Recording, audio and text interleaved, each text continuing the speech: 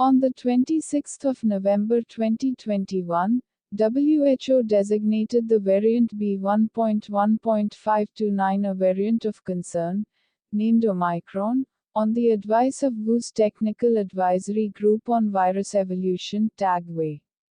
This decision was based on the evidence presented to the TAGWAY that Omicron has several mutations that may have an impact on how it behaves, for example, on how easily it spreads or the severity of illness it causes.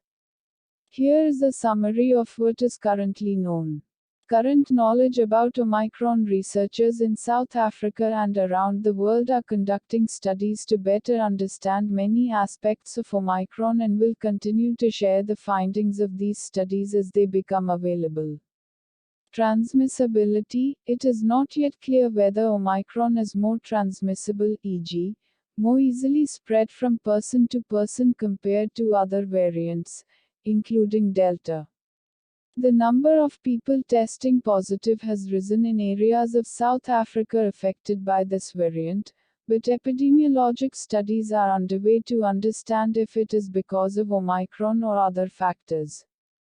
Severity of disease. It is not yet clear whether infection with Omicron causes more severe disease compared to infections with other variants, including Delta. Preliminary data suggests that there are increasing rates of hospitalization in South Africa, but this may be due to increasing overall numbers of people becoming infected, rather than a result of specific infection with Omicron. There is currently no information to suggest that symptoms associated with Omicron are different from those from other variants. Initial reported infections were among university students, younger individuals who tend to have more mild disease, but understanding the level of severity of the Omicron variant will take days to several weeks. All variants of COVID-19, including the Delta variant that is dominant worldwide, can cause severe disease or death, in particular for the most vulnerable people, and thus prevention is always key. Effectiveness of prior SARS-CoV-2 infection. Preliminary evidence suggests there may be an increased risk of reinfection with Omicron, i.e., people who have previously had COVID-19 could become reinfected more easily with Omicron, as compared to other variants of concern, but information is limited. More information on this will become available in the coming days and weeks. Effectiveness of vaccines. WHO is working with technical partners to understand the potential impact of this variant on our existing countermeasures, including vaccines. Vaccines remain critical to reducing severe disease and death, including against the dominant circulating variant, Delta. Current vaccines remain effective against severe disease and death. Effectiveness of current tests. The widely used PCR tests continue to detect infection, including infection with Omicron, as we have seen with other variants as well. Studies are ongoing to determine whether there is any impact on other types of tests, including rapid antigen detection tests. Effectiveness of current treatments. Corticosteroids and IL-6 receptor blockers will still be effective for managing patients with severe COVID-19. Other treatments will be assessed to see if they are still as effective given the changes to parts of the virus in the Omicron variant. Studies underway at the present time. WHO is coordinating with a large number of researchers around the world to better understand Omicron.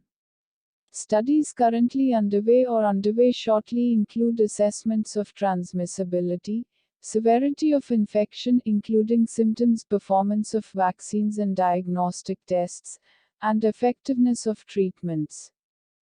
WHO encourages countries to contribute the collection and sharing of hospitalized patient data through the WHO COVID-19 Clinical Data Platform to rapidly describe clinical characteristics and patient outcomes.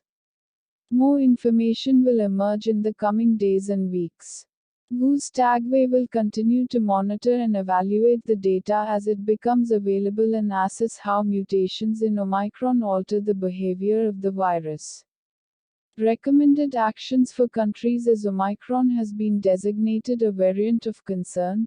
There are several actions WHO recommends countries to undertake, including enhancing surveillance and sequencing of cases, sharing genome sequences on publicly available databases, such as GISAID, reporting initial cases or clusters to WHO, performing field investigations and laboratory assessments to better understand if Omicron has different transmission or disease characteristics, or impacts effectiveness of vaccines, therapeutics, diagnostics or public health and social measures.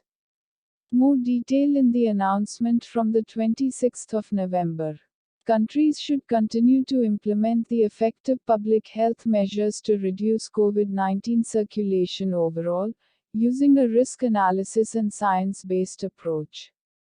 They should increase some public health and medical capacities to manage an increase in cases. WHO is providing countries with support and guidance for both readiness and response. In addition, it is vitally important that inequities in access to COVID-19 vaccines are urgently addressed to ensure that vulnerable groups everywhere, including health workers and older persons, receive their first and second doses, alongside equitable access to treatment and diagnostics.